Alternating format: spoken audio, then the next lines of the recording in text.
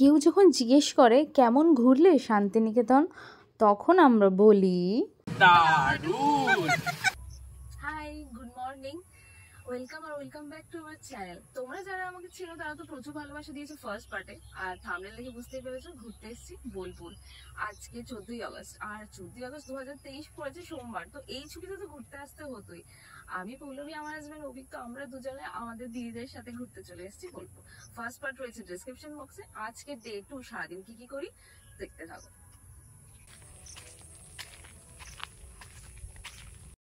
সকাল সকাল স্নান টান সেরে এখন এসেছি কঙ্কালীতলায় পুজো দিতে।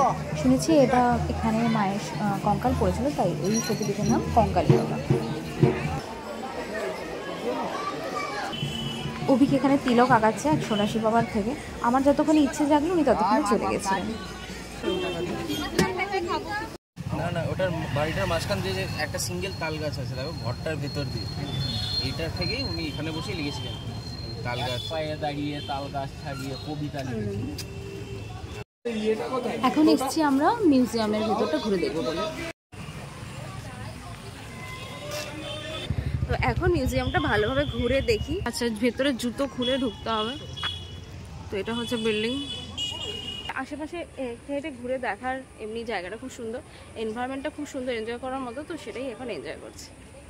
কর পেজের এই সমস্ত স্থায়িত্ব আমার মনে হয় মিউজিয়ামের ভেতরে থাকা উচিত, বা আরও হয়তো আমার মনে হয় সরকার থেকে এগুলোকে প্রোটেক্ট করার জন্য কিছু স্টেপ নেওয়া উচিত ছিল। মানে এইসব কৃতিত্ব জাস্ট অসামান্য, কোনো তুলনা হয় না।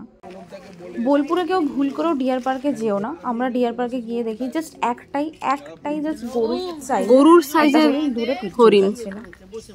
সোনাঝুরি হাটের এই পেয়ারা মাখা,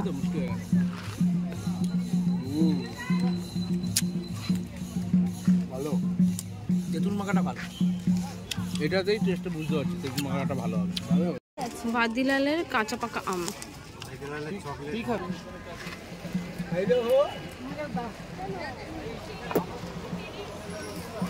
ভর সন্ধেবেলা এখন 4 জনে বেরিয়েছি একটা টোটোয় করে ফুচকা খেতে আর চপ ফপ নিয়ে ফিরবো। সামনে একটা মোমো দোকানও দেখতে পাচ্ছি, জানি না মোমো খাবো কিনা। আর এই ফুচকা দাদার দোকানে এক্স্যাক্ট 1 বছর আগে ফুচকা খেয়েছিলাম। তোমরা আমার লাস্ট শান্তিনিকেতন ব্লগে হয়তো দেখেছো, তো ওই ব্লগটাও দেখো, খুব মজার হয়েছিল ওই শান্তিনিকেতন ট্রিপটা। ওটাতে মাসিদের সাথে এসেছিলাম, মানে দিদি শান্তদার সাথে। তো আজকে আবার দাদা দারুণ ফুচকা বানায়, তো দাদার কাছে ফুচকা খেতে এসেছি। এটা তোমাদের বলেছি যে কোন রাস্তাটা দিয়ে ঢুকে যাচ্ছে নীল নির্জন রিসর্টটা, সেই মোড়ের মাথাতেই এই ফুচকা দাদা আর এই মোমো দাদারা বসেন। এই দাদার হাতে মোমো আমার সত্যি খুব ভালো লাগে। 50 টাকায় 8টা দেয় দাদারা। ওই সেচ ও জলপথ বিভাগের এই যে অফিসটা দেখছো, এটার সামনে দাদা বসেন। মোমোর পরে এবার আমাদের চপ নেওয়ার পালা। গ্রামের এরকম চপের দোকান দেখতেও কি ভালো লাগে না? আমরা তাহলে কি চপ নিলে? কেমন চপটা? হ্যাঁ, আমাকে দে। 1 2 3 দারুণ। বড় সাইজে, আরেকটা পেতনি আরেকটু ছোট সাইজে। তো কিন্তু দুটো পেতনি আবার সমস্যা আছে। এই পেতনিগুলো আবার কিন্তু দুটো পেতনি ডাবল এক্সেল পড়ে। হ্যাঁ, এইসব নিয়ে আমি কন্ট্রোভার্সিয়াল লিখতে চাই না। কিন্তু একটা পেতনি তার মধ্যে আছে আবার ফুচকা খেলো দুজনেই, দুটো ভূতি পেতনি ফুচকা টুচকা খেয়েছে। আবার সে পেতনিগুলো এখন আবার আমাদের পেছন আসছিল, বলছে মোমো খাবো, চপ সিঙ্গারা খাবো। সিঙ্গারা না, চপ মুড়ি খাবো।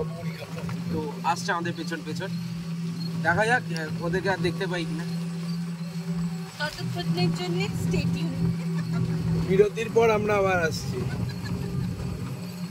এবার আমাদের ডিনারের টাইম হয়ে গেছে। আমরা খেতে চলে এসেছি ডাল ভাত, চিকেন কষাটা এখানে তো দারুণ করে।